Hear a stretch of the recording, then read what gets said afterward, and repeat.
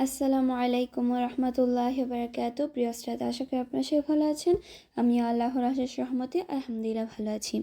প্রিয় শ্রোতা, আমরা শিখতেছি নবী করিম সাল্লাল্লাহু আলাইহি ওয়াসাল্লামের জীবনী। তার পরবর্তীতে ওনার বয়স যখন 25 হয়েছিলেন, এখন ওনার কিছু টাকা পয়সার দরকার। তিনি চাচা আবু তালেবের ঘরে আছেন। আবু তালেব অনেক গরিব ছিলেন।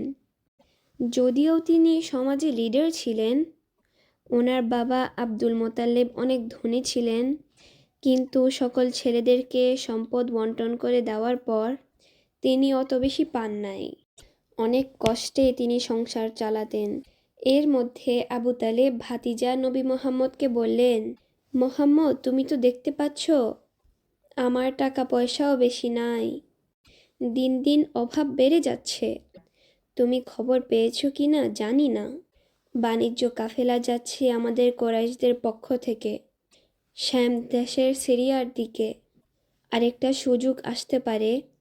খাদিজা বিনতে ওয়াইলিদ নামক একজন মহিলা, তিনি অনেক ভালো, অনেক সম্পদের মালিক, অনেক বড় ব্যবসায়ী।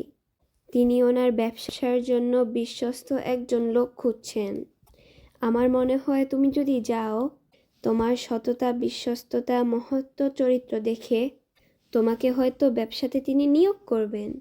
তখন চাচা আবু তালেবের কথা ধরে নবী মোহাম্মদ গেলেন খাদিজা বিনতে ওয়াইলিদের কাছে এবং বললেন, আমি শুনেছি আপনি লোক খুঁজতেছেন।